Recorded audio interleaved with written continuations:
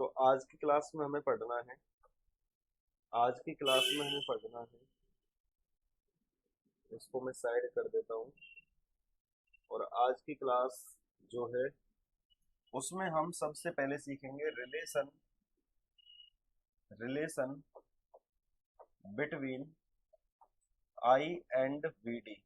आई का मतलब करंट और वीडी का मतलब ड्रिफ्ट वेलोसिटी। तो यहाँ मैं कह देता हूँ अपवाह वेग। ड्रिफ्ट वेलोसिटी को अपवाह वेग कहते हैं हिंदी में। अपवाह वेग व धारा आई में संबंध। धारा आई में धारा में संबंध इनके बीच में क्या रिलेशन होता है, आज हमें इसको समझना है। इसको समझने के लिए दोस्तों मैं आपके सामने एक करंट कंडक्टर वायर बना रहा हूं। सपोज करिए ये एक करंट कंडक्टिंग वायर है।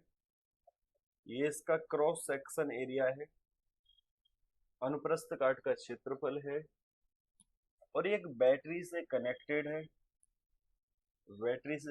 है। यहाँ V पॉजिटिव है और यहाँ V नेगेटिव है। और इसकी जो लेंथ है वो L है। इसकी जो लेंथ है वो क्या है? L है। समझ में आई इतनी बात? इसकी लेंथ L है। ठीक है भाई, बात समझ में आ रही है। और मान लीजिए इसमें करंट फ्लो हो रहा है। क्या जा रही है? इसमें धारा जा रही है। अब धारा जो जा रही है उसमें इलेक्ट्रॉन्स नेगेटिव से पॉजिटिव की ओर मूव कर रहे होंगे। कल पढ़ाया था आपको। एक दूसरे को ये टक्कर मार रहे होंगे।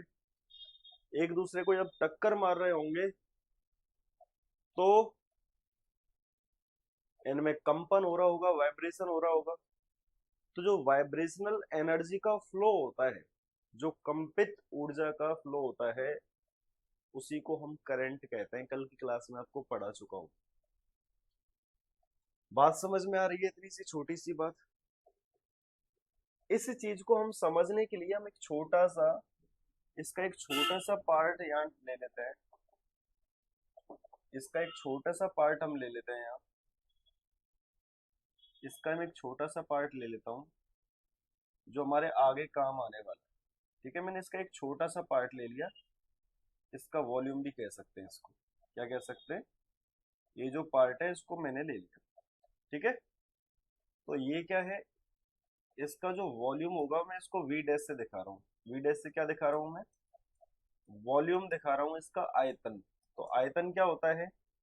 एरिया एरिया अपॉन डिस्टेंस होता है। Sorry, distance upon area. V बराबर क्या होता है?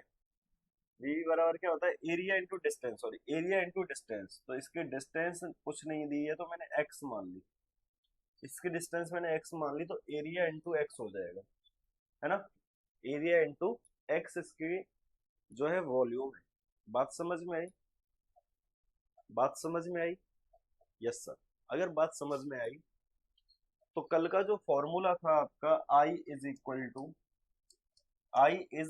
To D Q by D T, इसी से सॉल्व करने वाला।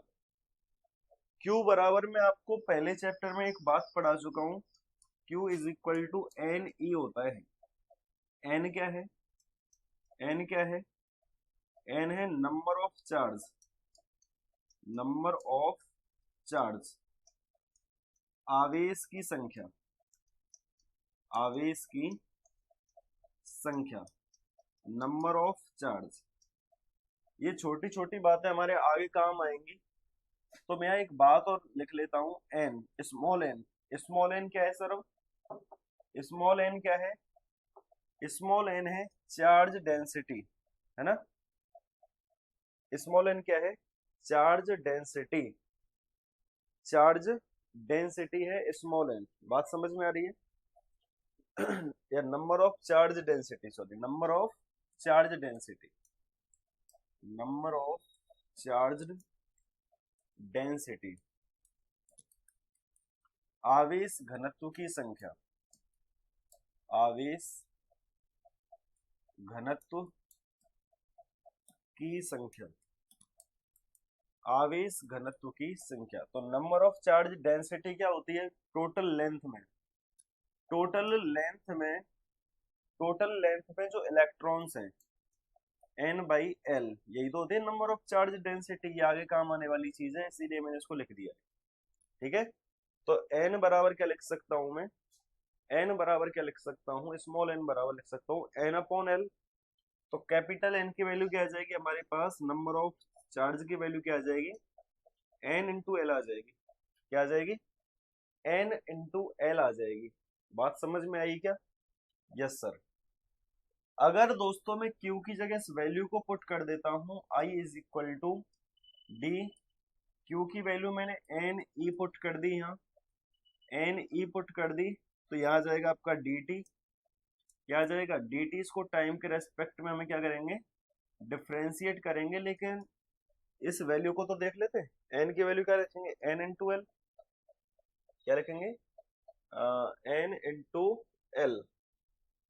D Q by D T सही लिखा हुआ है, N into L, N into L. ठीक है, तो हमारा आ जाएगा डी, इस n की जगह मैं n इंटू एल लिख रहा हूं, n into L into E by D T. समझ में आया क्या? ये बात समझ में आई क्या? n इंटू एल इंटू ई। समझ में आ रहा है कहानी? n l e आ गया। अच्छा सर, n l e आ गया, तो इसमें वॉल्यूम का रोल कहाँ रहा? इसमें वॉल्यूम का रोल कहाँ रहा? समझ में आ रही है क्या कहानी? इसमें वॉल्यूम का रोल है कहीं? बताओ। तो यहाँ हमें किसकी वैल्यू पुट करनी पड़ेगी? बताओ।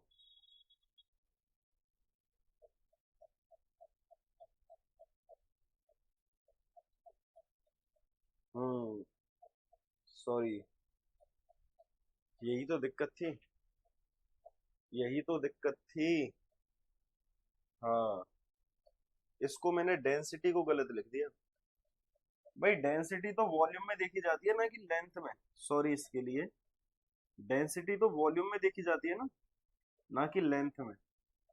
वही तो मैं कंफ्यूज हो रहा था, वही तो मैं कंफ्यूज हो रहा था कि भाई v कहाँ गया यहाँ से, है ना? तो ये v में देखी जाती है, v डैश ले लेता हूँ मैं। तो n की जगह क्या आ जाएगा? एन वी डैश आ जाएगा, एन वी डैश आ जाएगा। ये थोड़ी सी गलती हो रही थी। N V dash into E. V dash की वैल्यू क्या लिख सकते हैं हम? वी डैश की वैल्यू बताओ, देखो ऊपर लिखी हुई है, एरिया इंटू डिस्टेंस। तो N A X into E. E क्या है? Charge on electron. ई क्या है? Charge on electron. Very very important formula है, याद रखना आपके लिए, बहुत ज्यादा महत्वपूर्ण फॉर्मूला है, इसीलिए इसको ध्यान रखना है। तो आई बराबर क्या आ जाएगा फाइनली यहाँ से? तो ये एन कांस्टेंट है, एरिया कांस्टेंट है, number charge on electron constant है। तो एन ई ए आ जाएगा, एन ई ए आ जाएगा, और यहाँ बचेगा आपका D X over D T, D X over D T. Finally मैं D X over D T को क्या लिख सकता हूँ? D X over D T को क्या लिख सकता हूँ मैं? इसको मैं वी डी लिख सकता हूँ। क्या लिख सकता हूँ? वी डी लिख सकता हूँ, ड्रिफ्ट वेलोसिटी, ड्रिफ्ट वेलोसिटी लिख सकता हूँ। तो N E A V D, N E A V D, ये फाइनली फॉर्मूला आ जाएगा आपका। यहाँ से ध्यान रखना, आपका किस किस में रिलेशन निकल के आ गया? यहाँ से आपका रिलेशन आ गया किस किस में? आपका ड्रिफ्ट वेलोसिटी में और आई में। तो N E A V D याद रखना, ये बहुत इंपॉर्टेंट फॉर्मूला रहने वाला है, वेरी वेरी इंपॉर्टेंट फॉर्मूला है, इसको याद रखेंगे आप सभी। N E A V D, समझ में आया क्या? N E A B D, समझ में आया क्या?